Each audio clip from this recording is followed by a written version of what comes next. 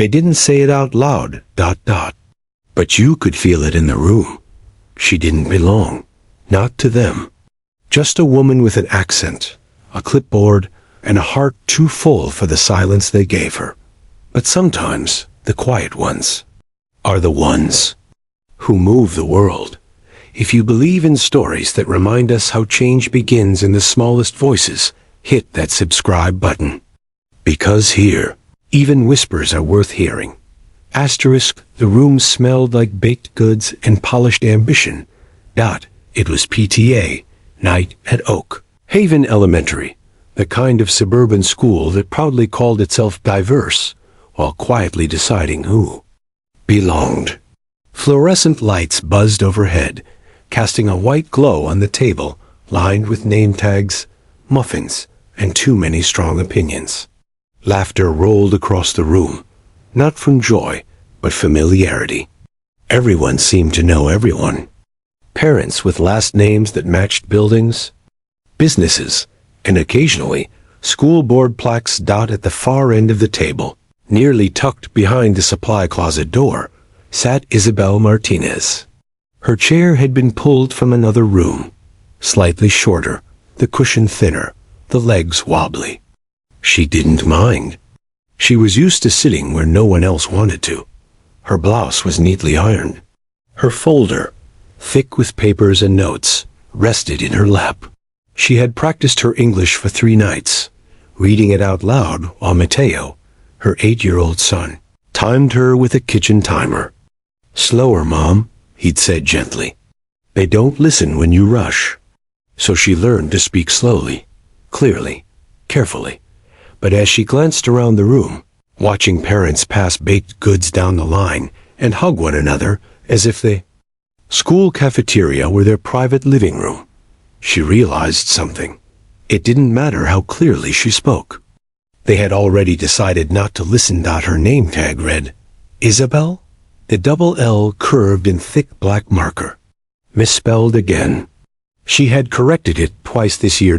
Linda, the PTA president, called the meeting to order with a clap. Her pearl earrings didn't move when she spoke. "Welcome, everyone," she began with her usual enthusiasm. "Let's get through tonight's agenda quickly, so we can all get back to our families." A round of polite laughter. Isabel glanced down at her folder. Her proposal was printed in both English and Spanish, just in case she fumbled. She had even included a sample letter, a menu suggestion, and 3 signatures of support from other Spanish-speaking parents who couldn't be there tonight because they worked night shifts. She had typed each page at the public library, balancing time before the computer shut off automatically after 30 minutes. When the time came for community suggestions, Isabel raised her hand, slowly, hesitantly. For a moment, Linda pretended not to see. Then, finally, "Yes, Isabel, right?" She stood. Her hands shook slightly as she opened her folder. She took a breath. "I wanted to ask if the school could consider offering a lunch option without pork. Some of the families in our community, because of religion or culture, cannot eat pork. And our children, they go hungry or eat only chips on those days." There was silence. A woman across the table whispered loudly, "What is she even saying?" Someone else laughed, a quick, tight sound, the kind you make when you're embarrassed for someone, or think they should be embarrassed for themselves. Isabel heard it. She always heard it. Linda offered a tight-lipped smile. "Thank you for your input. We can look into it." But the meeting moved on. No one asked follow-up questions. No one asked to see her proposal. No one wrote anything down. Isabel sat. She didn't cry. She didn't storm out. She just folded her hands quietly in her lap and kept breathing. The woman next to her offered her a half-eaten muffin. "No, thank you," Isabel said softly. The rest of the meeting blurred. Talk of fundraisers, field trips, Spirit Week. Linda spoke about tradition, about keeping what's working, and not overcomplicating the system. Someone brought up themed lunches, and a mother volunteered to bake cupcakes for colonial day. The room buzzed with approval. Isabel remained silent. She didn't belong in the room. That much was clear. But what hurt most wasn't that they rejected her idea. It was that they didn't see her son. Mateo. Smart, curious, kind. The kind of boy who gave up his juice box for a friend, or corrected your math homework, even if you didn't ask. He loved school. But last month, he came home hungry and quiet. There was pepperoni, he whispered to her, almost ashamed. And I didn't want to be rude, so I ate just the crust. He had gone 7 hours with nothing but bread and a milk carton. So Isabel did what any mother would do. She tried to speak up, but in that room, her words didn't carry weight. They were background noise to the people who assumed her silence meant agreement, and her accent meant ignorance. When the meeting ended, the parents stood in clusters. They shook hands, discussed vacations, and praised each other's children like miniature trophies. Isabel stood too. She held her folder close. Linda approached her, that same smile plastered across her face. "Thanks for coming, Isabel," she said, her tone almost maternal. "I know these meetings can be overwhelming at first. But don't worry, we've got everything under control." Under control. As if kindness had to be regulated. Isabel simply nodded. "Gracias," she said softly, and then she walked to the parking lot alone. The night air was cold, but she liked the way it felt on her face. Real, honest. Unlike the warmth in that room, which was all surface level and sugar-coated. She sat in her car for a few minutes, staring at the yellow paper with her name spelled wrong, backwards, crooked, like her place in that room. The next morning, Mateo asked, "Did they like your idea?" Isabel smiled and kissed the top of his head. "Heard me," she said. And in her heart, she hoped that was enough. But a quiet, stubborn part of her knew it wasn't. So when the next PTA email arrived, and she saw her name absent from the meeting invite, she didn't cry. She clicked reply. Then typed one line.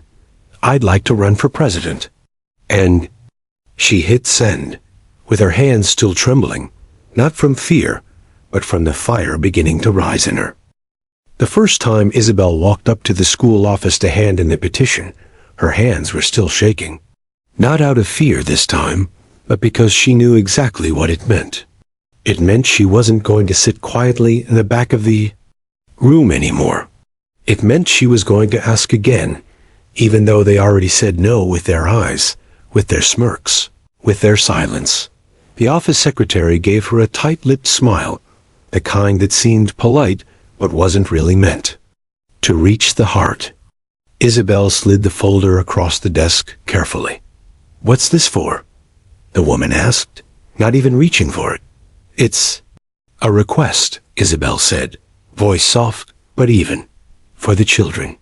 A lunch option without pork." The secretary blinked, then glanced at the folder like it might bite. "I think you'll have to speak to Linda about that. She's the PTA president." "I tried," Isabel replied. "No one responded." The woman gave a half shrug, then finally took the folder. "I'll see what I can do." Isabel walked away without expecting much. But she had learned something. In that first meeting, she wasn't alone. That same week, she went back to the same houses where she had handed out flyers during the election. This time, she wasn't asking for votes. She was asking for names. Some parents opened the door slowly, like they'd forgotten what it felt like to be asked for their opinion. A few were hesitant, unsure if it would make a difference.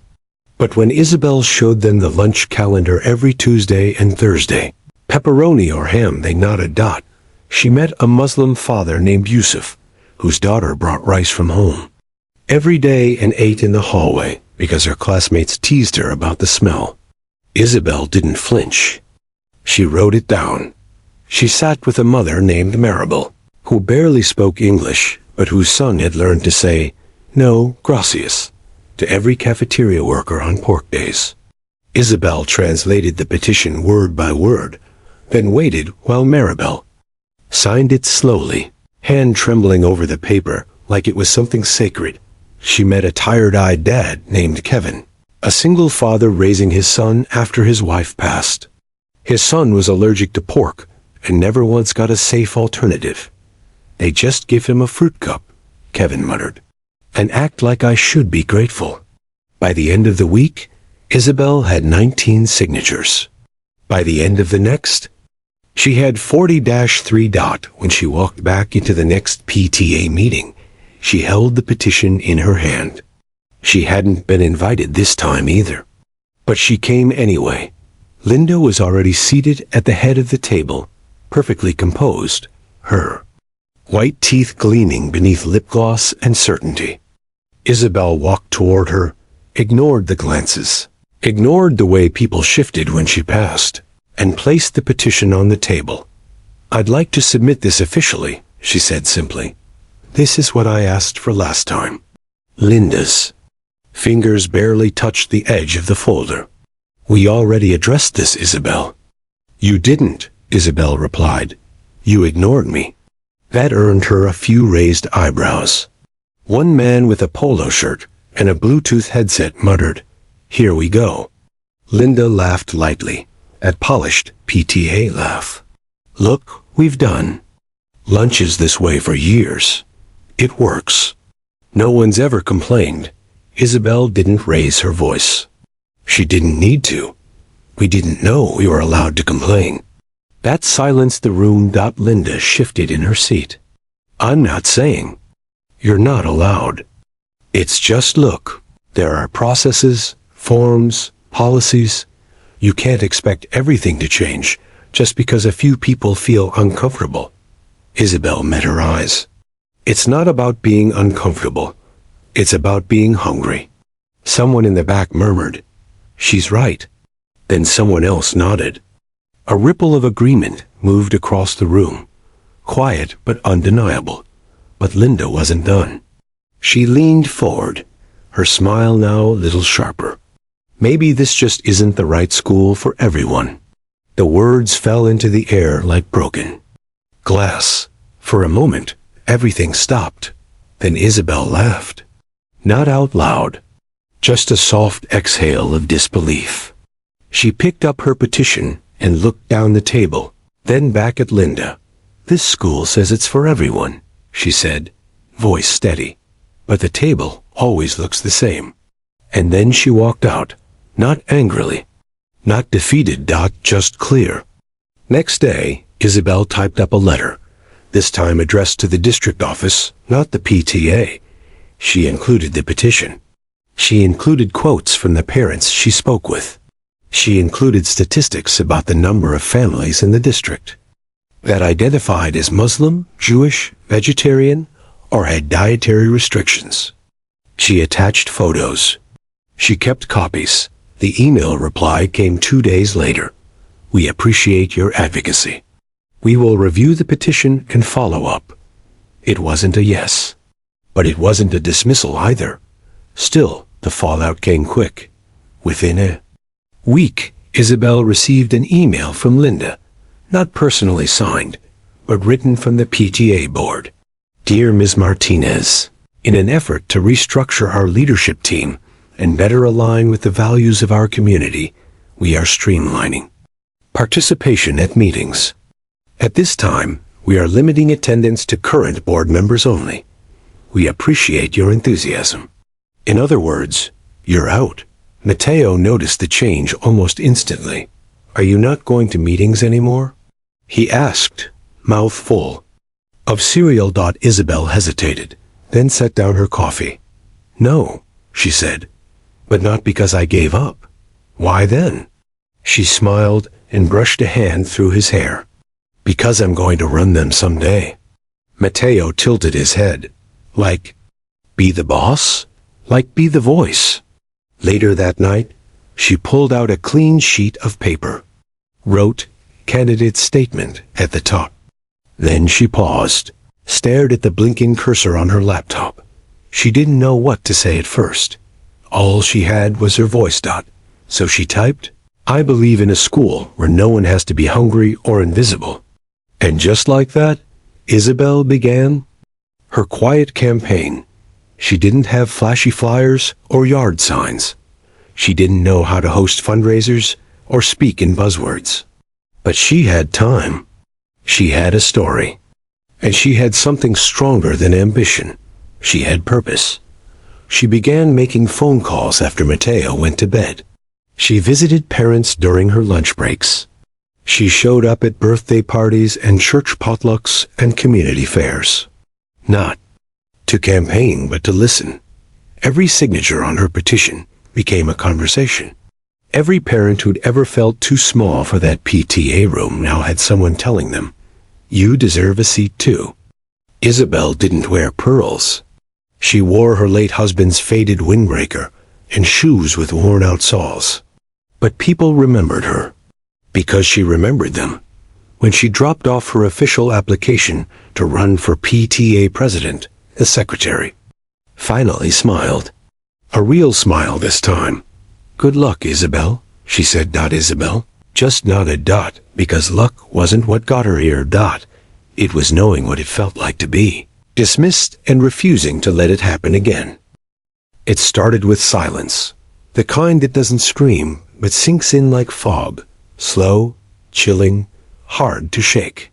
Isabel noticed it first when she stood outside the school office one Monday afternoon.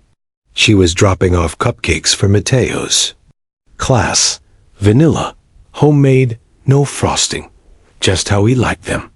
There had always been a small smile waiting behind the counter. A thank you, or you didn't have to.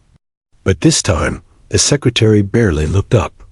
"You can leave them there," she said, without eye contact. Isabel nodded. "They're for room 17. "Okay," the woman muttered. Then she picked up her phone and turned away. No warmth.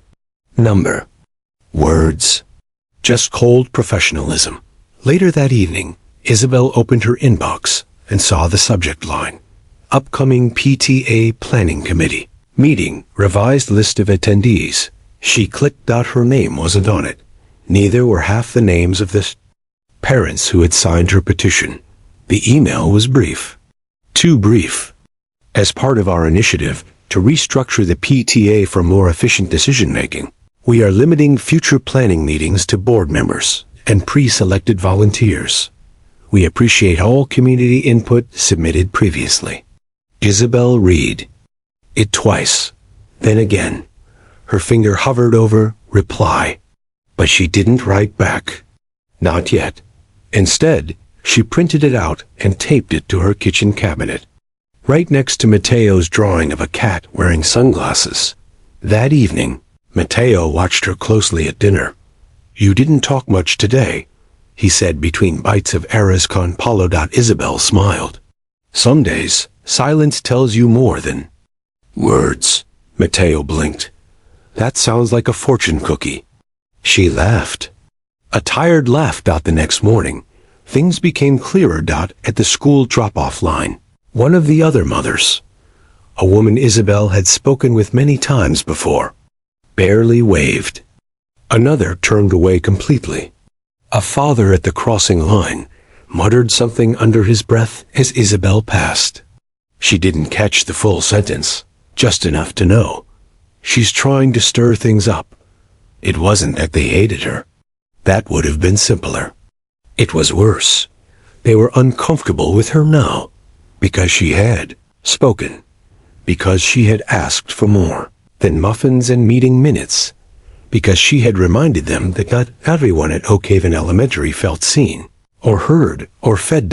And for some people, that was unforgivable. When she got home that night, Isabel sat on the edge of her bed and looked through her notebook. Pages of names. Notes from conversations. Lists of questions Mateo had asked her after school. Why does hot lunch always smell like the same thing? Why did they call me a pig? Why did you say, "We'll fix it if we can't"? And beneath all of it, in her handwriting, large, neat, underlined, "You do not have to be loud. You just have to be present." She whispered it like a prayer. Later that week, she got a call from Maribel, the mother who had signed the petition slowly, carefully, like every letter mattered. Me saccharon tambin, Maribel said. They removed. Me too. Isabel didn't need to ask what she meant. She already knew. The exclusion wasn't an accident. It was retaliation, dressed up in fancy words and policy updates. They couldn't erase her, so they boxed her out. Mateo watched her. More closely now. Not in a worried way, more like he was studying her.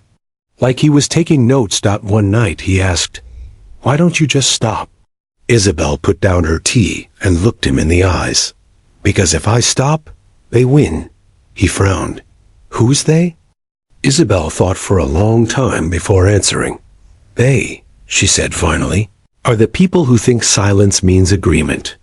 Mateo nodded like he was still too young to understand, but too old to ignore. The next PTA event was the fall festival. Every year, parents competed for booth spaces. There were games, raffles, even a dunk tank. Isabel used to volunteer to pass out napkins or hand sanitizer. This year, she applied to host a booth titled Cultures of Our Community. She got no reply, but the booth list came out a week later, and her idea had been given to someone else. Same name, different person. A white mom named Jenna had been listed as the organizer for Community Cultures Corner. Isabel stood in the hallway staring at the flyer, blinking slowly, as if maybe it would rearrange itself. It didn't. When the day came, Isabel took Mateo anyway. He wore his favorite superhero hoodie, and she carried a container of pupusas just in case. Community Cultures Corner had banners and flags, but no food from her culture. No parents like Maribel. No Spanish being spoken. Just a few glossy brochures and kids painting paper lanterns, while adults sipped cider and laughed about vacations. Isabel stood near the back, watching, listening, waiting. And that's when it happened. Linda walked past her, perfectly polished. Pumpkin-colored scarf, clipboard in hand. She smiled, wide and cold. "Oh, Isabel," she said brightly. "Thanks for the inspiration." Then she was gone. That night, Isabel sat in her car in the school parking lot for a long time. Mateo had fallen asleep in the back seat, his head resting on his jacket. She didn't cry. She just sat there, staring at the flyer for the festival. Still clutched in her hand. It would have been easier to walk away. To say it was just a PTA, just a school. But it wasn't just a school. It was Mateo's world. And if this was how the world worked, with gatekeepers and glass smiles and silent punishments, then someone had to show him how to face it. Not with anger. But with presence. With persistence. With truth. So Isabel opened her phone. She pulled up the contact list she had built. All the parents who had signed her petition. All the ones who had nodded in hallways, whispered their thanks, or said "me too." And she sent a message. They took us off the list. Let's make our own. Within hours, replies poured in. Yes. We're with you. What do we do next? By morning, they had a plan. They'd meet at the community center on Wednesday. No agenda, no titles. Just parents and stories and food, and a shared desire to be seen, not tolerated, but included. Mateo watched her write the flyer that night. "You're starting your own PTA?" he asked. Isabel smiled. Something like that. And for the first time in days, she felt something stir inside her again. It wasn't anger. It was movement. A tide, a rising. Because exclusion only works if you let the door close behind you. But Isabel had found another door. And this time, she wasn't walking through it alone. The folding chairs were mismatched and squeaked every time someone shifted. The floor of the community center echoed with every cough, every scrape of plastic against tile. Fluorescent lights flickered overhead. It wasn't much. But to Isabel, it was perfect. Because for the first time, every seat was full, and every voice in that room had once been ignored. Just like hers, they weren't the parents you saw in the school newsletter. They didn't bring Pinterest-worthy baked goods to meetings or post about giving back on Instagram. These were the parents who worked night shifts and showed up in hoodies and name-tagged uniforms. The ones who dropped off their kids 5 minutes early because they had to clock in by 8. The ones who hadn't spoken at meetings, not because they had nothing to say, but because they knew no one would listen. Until Isabel did. She stood in front of them now, not with a microphone, but with a stack of blank note cards. "Tonight," she said, "we're not here to make noise. We're here to be real." The room was quiet, but it wasn't a silence like the PTA room. This silence had breath in it, like it was waiting. "I'm not asking you to support me," she continued. "I'm asking you to support each other. And if I run for PTA president, I promise no one sits at the back of the room again." A soft murmur rose. Heads nodded. Some smiled. A few clapped. Then someone in the back, Yusuf, the father of the girl who'd been teased for her lunch, stood up and simply said, "Run." That was all. Just one word. And it echoed in every heart in that room. Isabel didn't cry. She nodded. And for the first time since that awful PTA meeting, she didn't feel small. She felt steady. The next day, Isabel went to the school office. The secretary looked surprised to see her. "I need the paperwork," Isabel said. "What paperwork?" "To run for PTA president." There was a pause. A long one. Then, with a tight smile, the woman stood, disappeared into the back, and returned with a thin folder. "You'll need to submit this by next Friday." Isabel took it carefully, holding it like it might fall apart in her hands. But her fingers didn't shake this time. When she got home, she opened the packet and laid everything out on her kitchen table. Mateo peeked over her shoulder.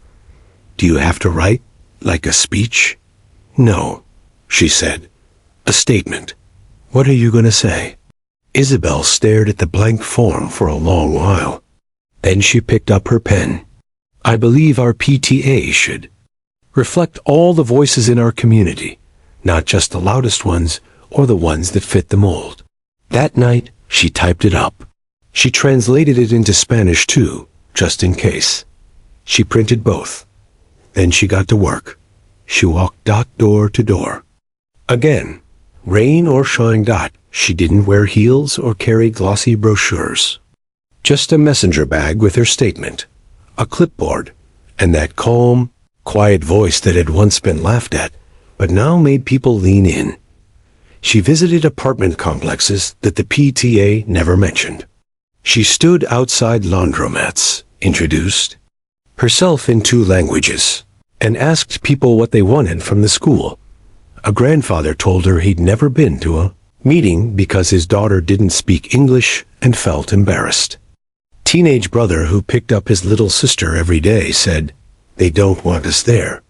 They want people with time and money." Isabel wrote everything down. At the grocery store, she saw Linda. Their eyes met across the produce aisle. Linda approached. Still smiling. Always smiling. "You're really doing this?" she asked, eyeing the clipboard. "I am," Linda scoffed. "You've never even served on the board." "I've served this community," Isabel replied, "even when it didn't serve me."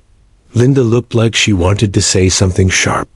Instead, she leaned in and lowered her voice. "People like tradition, Isabel. They like things the way they've always been." Isabel didn't flinch. "Tradition is just comfort in disguise," she said. "And comfort shouldn't come at the cost of someone else's voice." Linda's smile faded. Just a little. The school posted a flyer the following week. PTA election debate. Open to all parents. When Isabel arrived, the auditorium was packed. The crowd was different this time. Younger, more varied, more nervous maybe. But real. People she'd spoken to in hallways and parking lots and park benches now filled the seats. Linda took the stage first. Her tone was polished. Her answers were clean. She spoke about order, structure, and preserving the values that made Oakhaven what it was. She mentioned fundraisers, school pride, and tradition at least 6 times. Then it was Isabel's turn. She stood behind the podium, hands steady, eyes clear. Her voice didn't rise. It didn't need to. "I'm not here to change everything," she said slowly. "I'm here to ask who gets included in the things you're protecting." A hush. She looked at the front row. Mateo was sitting there, swinging his legs, eyes locked on her.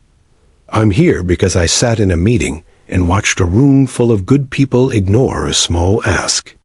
Not because it was unreasonable, but because it was unfamiliar." She paused. "I don't want to break tradition.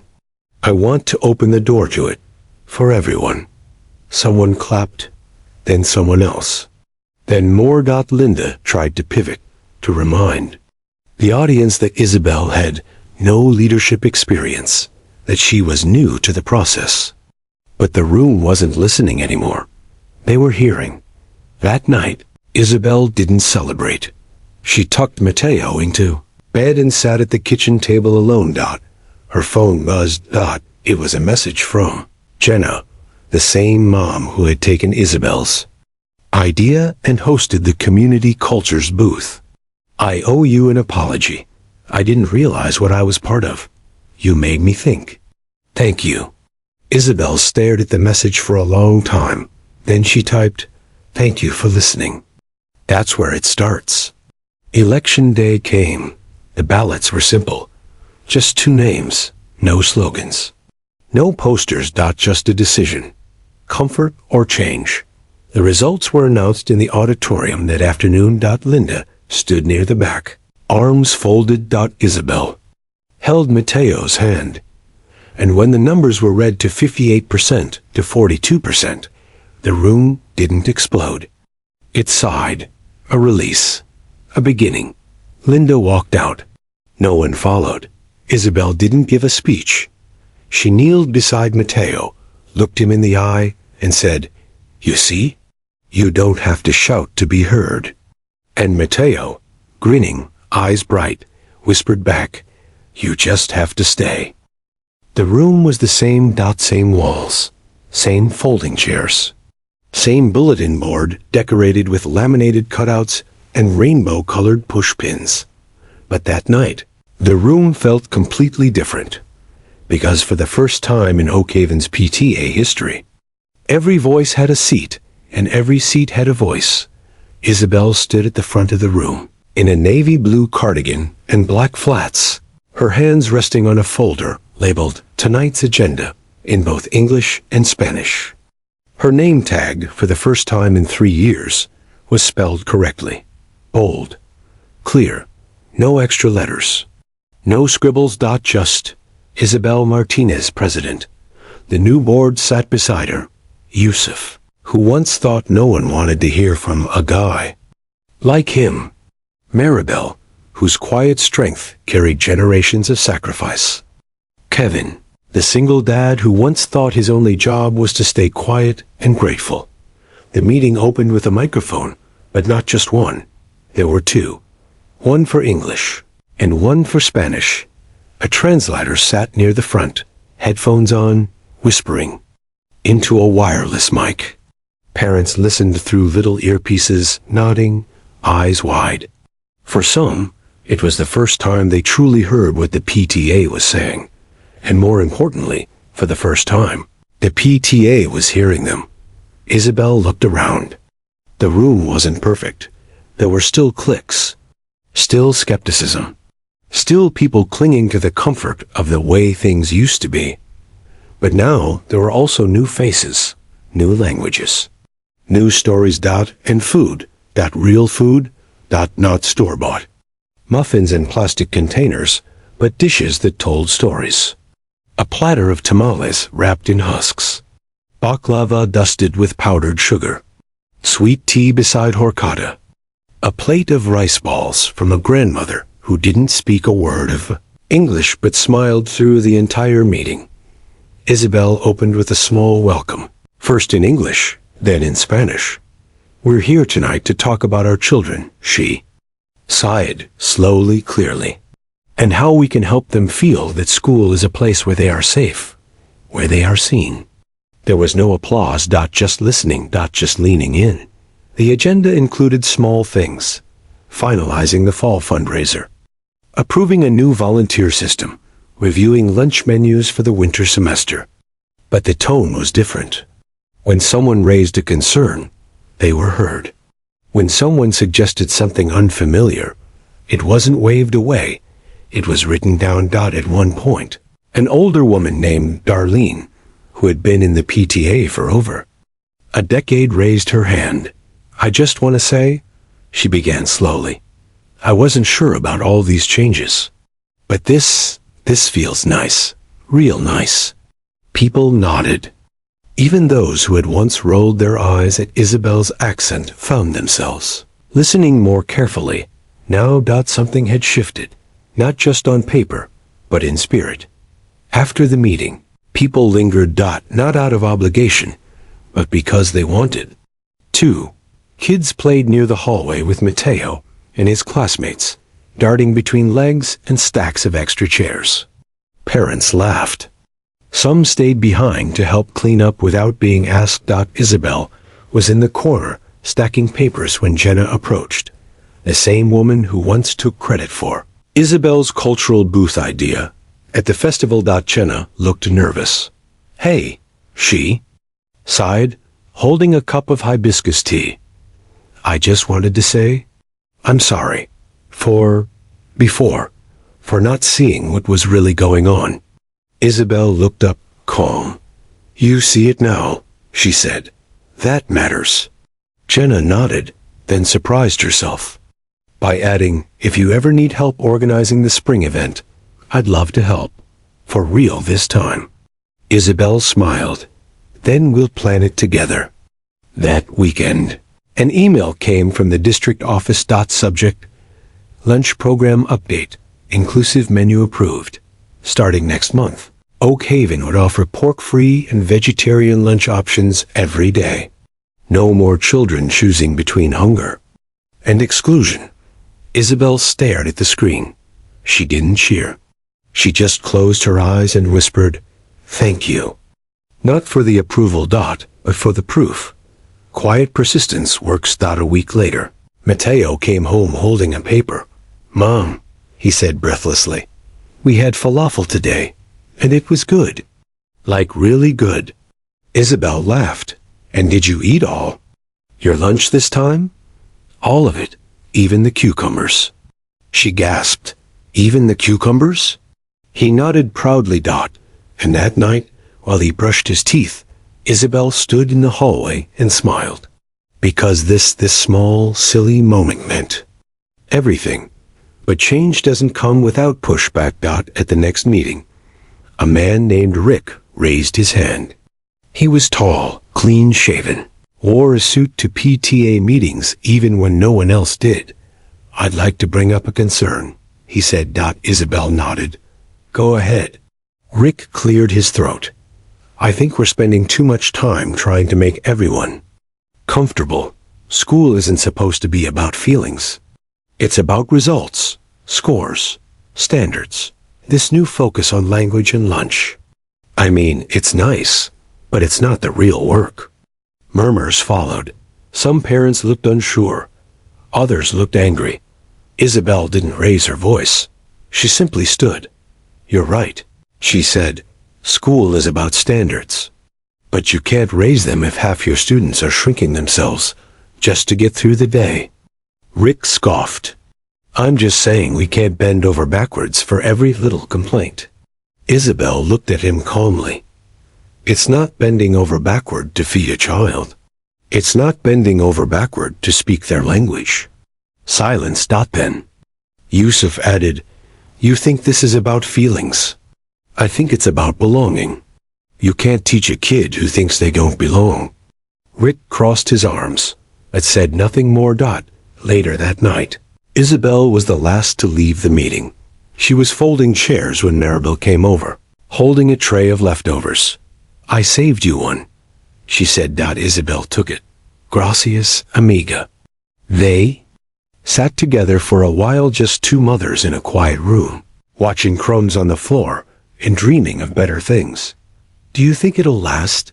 Maribel asked. Isabel looked around. "The pushback? No, the change." Isabel didn't answer right away.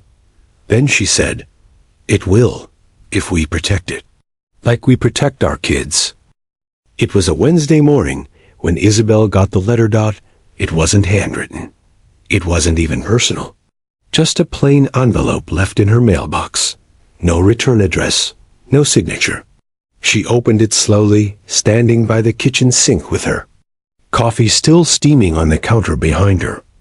Inside was a single printed sentence. "But everyone wants your kind running things." No name, no threat.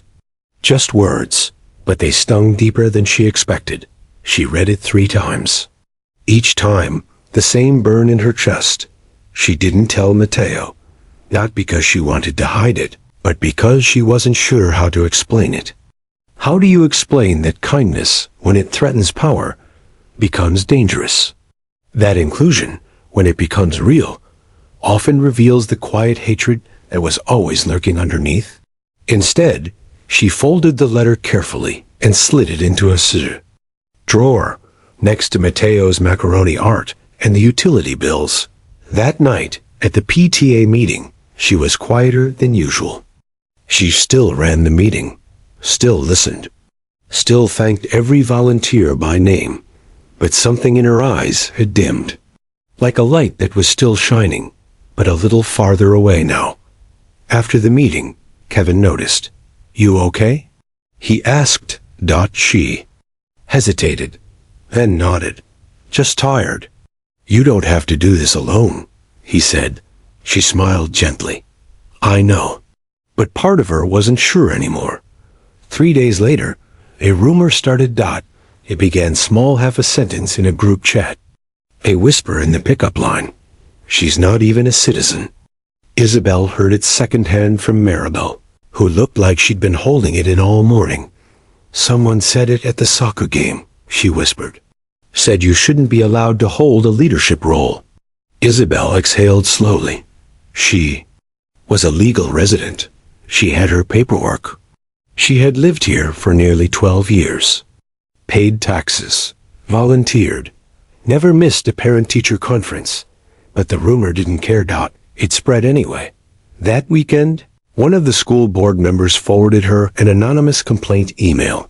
"She's dividing the community. Bringing race and religion into a space meant for children." Isabel read it while waiting in line at the grocery store. Mateo humming beside her, tossing cereal boxes into the cart. She didn't cry. She didn't yell. She just folded the email and deleted it. But inside, something cracked. The following Monday, the school principal, Ms. Harwood, asked to meet with her privately. Isabel sat across from her in a cramped office filled with motivational posters and half-dead plants.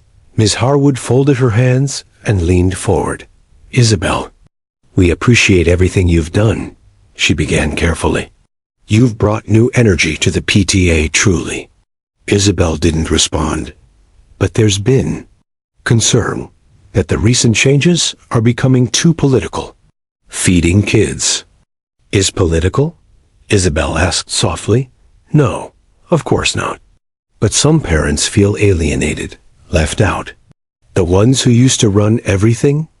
Isabel asked. Ms. Harwood's eyes flickered. "I'm just asking if you might consider stepping back. Let someone else co-lead. Just for a while. Let things settle." It wasn't a request, it was a warning. Isabel stood slowly. "Do you know what it felt like?" she said, voice trembling now. "To sit in that room 2 years ago and hear someone say, 'I didn't belong here.'" The principal looked uncomfortable. "I'm just trying to keep the peace." "There was never peace," Isabel said. "There was just silence." And she walked out. That night, she sat at her kitchen table long after Mateo had gone to bed. Letter. The rumor. The complaint. The principal's smile. It was all weighing on her like invisible bricks. She had thought they'd turned a corner. She had believed, maybe naively, that once people saw the change, they'd welcome it. But now she realized something deeper, something darker. Some people don't fear change. They fear losing control. And Isabel had disrupted their comfort. She hadn't yelled. She hadn't protested. She hadn't shamed anyone. She had simply shown up. Again and again. And that had been enough to threaten everything they thought was theirs. She picked up a pen and started to write a resignation letter. She wrote the date, her name, then paused. Mateo's drawing was still hanging on the fridge. It showed her standing at a podium, arms raised, people clapping in the background. He had drawn her with a crown. She laughed softly. He'd used glitter glue for the crown. She put the pen down. The next day, she called a meeting, not the official PTA kind, the community kind. They met again at the community center. The same folding chairs. The same buzzing lights. But this time, Isabel didn't stand at the front. She sat in the middle. This isn't just mine, she said. If we want this to last, we have to protect it. Together. And they did. Maribel offered to host the community dinner. YUSUF said he'd write a letter to the school board. Kevin offered to speak at the next district meeting. Even Jenna raised her hand and said, "Let me deal with the Facebook moms. I speak fluent passive-aggressive." They laughed. But it wasn't just laughter. It was resilience. That night, they made a plan, not just to respond, but to build. 2 weeks later, Isabel walked back into the school office. This time, she brought copies. One for every member of the school board. One for the principal. One for the press. It was a letter, not a resignation, but a declaration. Our children deserve more than silence.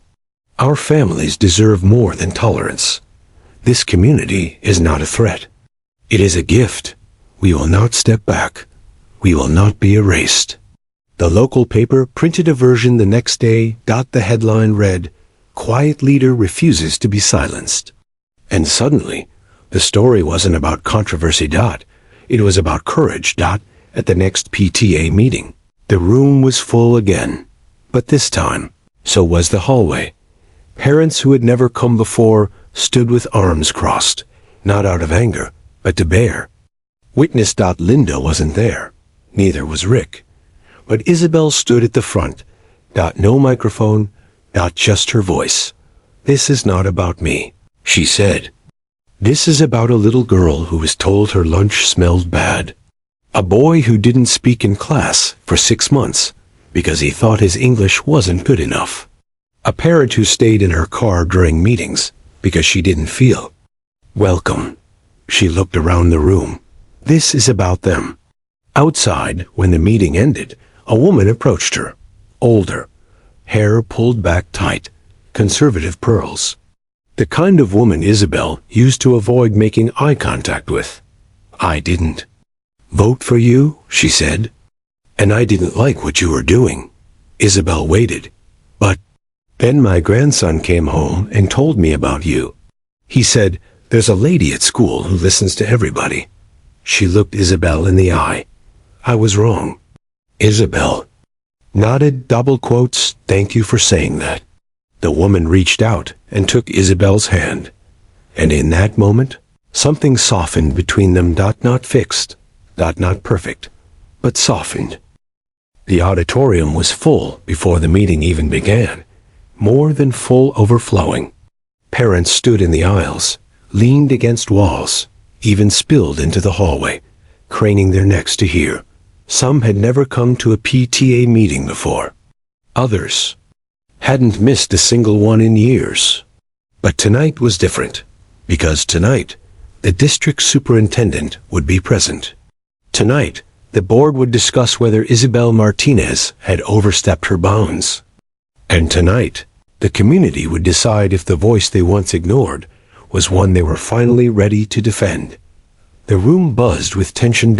At the front of the auditorium, Isabel sat in the middle of the stage, not behind a podium, not above anyone, just with them.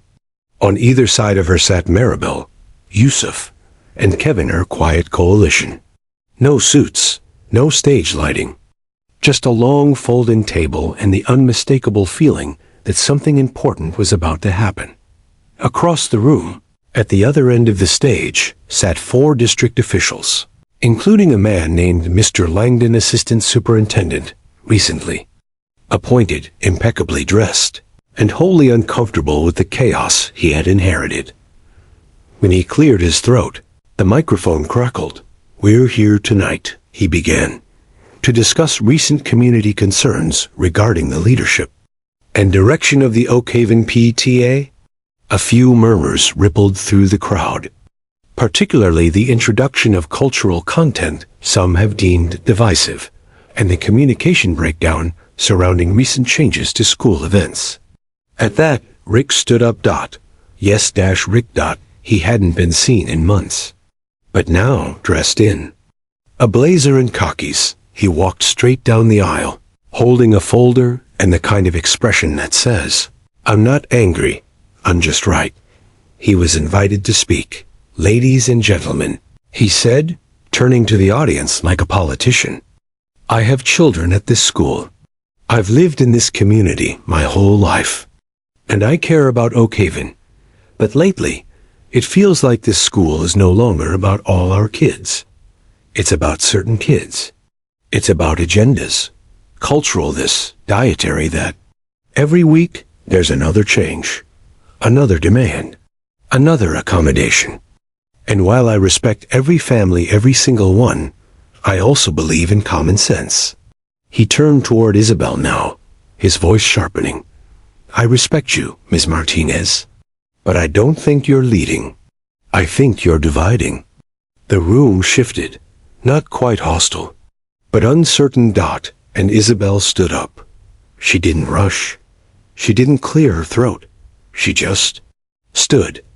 "I appreciate your honesty, Mr. Rick," she said softly.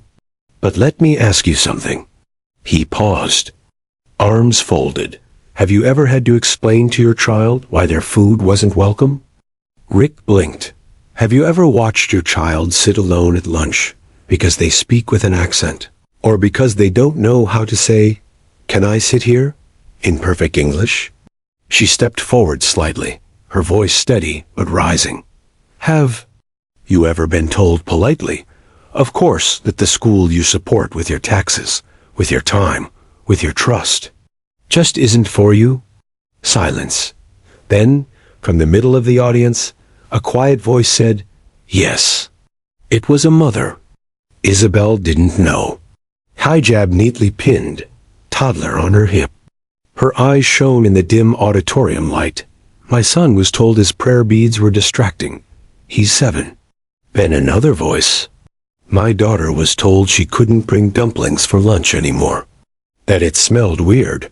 Then another. "They called my son border boy, and nobody said anything." It was like a faucet had been turned. One voice after another. Parents who had been quiet for years now standing. One by one. Isabel didn't say a word. She let the room speak. And for the first time, it did. Rick sat down. Slowly, silently. And beside him, the woman who had once refused to sign Isabel's petition, reached over and folded her arms, staring straight ahead with a look that said, "We heard it. We all heard it." When the superintendent finally spoke, his voice was quiet. "It seems to me," he said slowly, "that this isn't a debate about division. It's a reckoning with the silence we've allowed." No one clapped. No one cheered. It wasn't that kind of moment. It was heavier than that. Truer than that. And in the quiet that followed, Isabel stepped up to the microphone. No script. No speech. Just her. "People ask me all the time why I do this," she began. "Why I put up with the emails, the rumors, The sideways glances at pickup line. Why I keep showing up. She looked at the crowd, not just at the parents who supported her, but the ones who still weren't sure. I don't do it for praise. I don't do it for power. I do it for a little boy who told me once that he was afraid to speak in class because he didn't want people to laugh at his words. I do it for a little girl who learned to skip lunch quietly. I do it for a mother who stopped coming to meetings because she couldn't follow what was being said. She paused. I do it because when no one speaks up, that silence becomes the rule, and I refuse to let that silence define our school. She stepped back, then sat down. And that was it. No drama. No crescendo. Just a truth so simple, it couldn't be argued with. Later that evening, after the meeting had ended and the room had begun to clear, Isabel gathered her papers slowly. Her hands were shaking. Kevin approached her. You okay? She nodded. Better than I thought I'd be. Maribel placed a hand on her shoulder. You didn't have to say everything. We said it for you. Isabel smiled. You always had it in you. Jenna joined them. I've never seen Rick that quiet. They laughed. But it wasn't about Rick anymore. It was about what came next. 2 weeks later, the district sent out a formal statement. We recognize the strength of inclusive leadership and support the efforts made by the Oak Haven PTA to reflect the diversity of its community. It didn't mention Isabel by name. It didn't need to, because everyone knew. Mateo came home from school the day the letter was sent. He threw his backpack on the couch, kicked off his shoes, and held up a folded piece of paper. Mom, he called. Guess what? She turned from the stove, wiping her hands on a towel. What? I got picked to read a poem at the next assembly. She blinked. You? He grinned. Yeah. It's about courage. She raised an eyebrow. You nervous? He thought about it. A little. Want me to help you practice? He nodded. Only if you don't correct my accent. She froze, then smiled. I wouldn't dare. The rain fell softly on the school courtyard the day Isabel stepped down as PTA president. It wasn't a big announcement. There were no balloons, no flowers. Just a handwritten note on the bulletin board outside the main office. Thank you for allowing me to serve. I believe in what we built, and I trust in who will carry it forward. Isabel Martinez. No drama. No speeches, just like she had led, with grace, with clarity, and without needing to be the loudest person in the room. Inside the school cafeteria, a new group of parents gathered for the first meeting of the next term. Some were new faces. Some had sat quietly for years and finally decided it was time to speak. Others had been in the room all along, but now looked at it differently. Fuller, wider, softer somehow. The folding chairs were arranged in a circle this time. Not in rows. No podium. No head of the table. And on the table in the center, jasmine tea, horchata, sweet tea, samosas, cornbread, SAS. No one had to ask if they were welcome. They just knew. Isabel didn't go to that meeting. Instead, she sat on a bench outside Mateo's classroom, holding a take-home folder in her lap and watching the rain streak down the glass. Her phone buzzed beside her. It was a message from Maribel. Where are you? You should see this. Isabel smiled. She knew what was happening in that room. She didn't need to be there to feel it, because the work wasn't in the title. It was in the ripple. Later that afternoon, Mateo burst through the front door, soaked through from the knees down, grinning like he'd just won a trophy. Mom, you won't believe it. She looked up from the kitchen table. What happened? They picked me for student council. She blinked. Wait, what? They said I had the most votes. And you know what I said in my speech? She tilted her head. What? I said. My mom taught me you don't have to be loud to make a difference. You just have to show up. He dropped his backpack to the floor, then ran to the fridge and grabbed a juice box. I said it like that. Just like you. She covered her mouth with her hand, overwhelmed by how full her heart suddenly felt. Mateo noticed. Why are you crying? She shook her head, laughing through the tears. Because I think you just made everything worth it. That evening, Isabel sat on the front porch, wrapped in her husband's old windbreaker, a blanket over her knees, a cup of tea in her hands. The stars were hidden behind clouds, but the street lamp flickered softly, like it too had been changed by everything that had passed. She thought about the first meeting she ever attended, the wrong name tag, the laughter, the looks. She thought about the letter, the one that told her not. Everyone wanted her here. She thought about the principal who asked her to step back, and the mothers who later stood up beside her anyway. She thought about the kids, not just Mateo, but the ones she'd never know by name. The ones who would grow up in a school where lunch smelled like everywhere, where questions were asked in more than one language, where their parents didn't sit in the car during meetings because they felt out of place. A quiet pride filled her. Not because she'd won, but because she'd lasted. She hadn't yelled. She hadn't slammed doors. She hadn't broken the system. She had simply stood still long enough to change it. The next week, the district hosted its first Voices of the Community event, an open forum for parents to speak directly with school officials, translated in real time into 4 languages. Isabel didn't attend as a leader. She sat in the back row, listening. An older man approached her afterward. I don't have kids at Oak Haven, he said. I live across town, but I read about what you did. She nodded, unsure what to say. My granddaughter's in middle school. She's learning English. And last month, she said she finally felt brave enough to join the science club. Isabel smiled.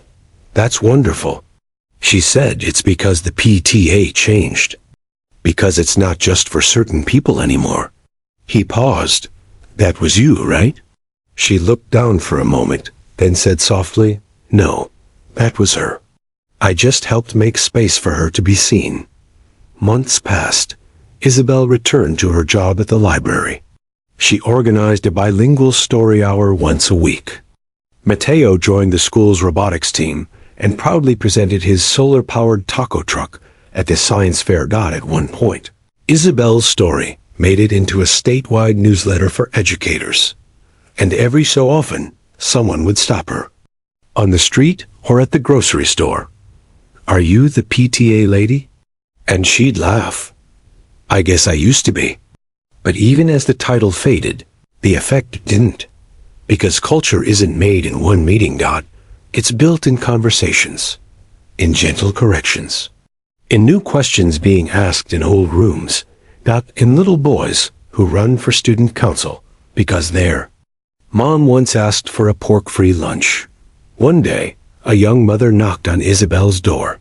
She was nervous, holding a toddler on her hip, wearing a wrinkled coat and shoes too small. I heard you help people, she said. Isabel smiled. I try. I don't speak English well, the woman whispered. But my son, he starts school next year, and I don't know how to ask. Her voice cracked. Isabel took her hand. You don't have to ask alone. And in that moment, in that ordinary, beautiful exchange, the movement continued. Not in headlines, not on stages, but right there, between 2 women and a world trying to push them to the edge. Years later, Mateo would write a college essay about his mother.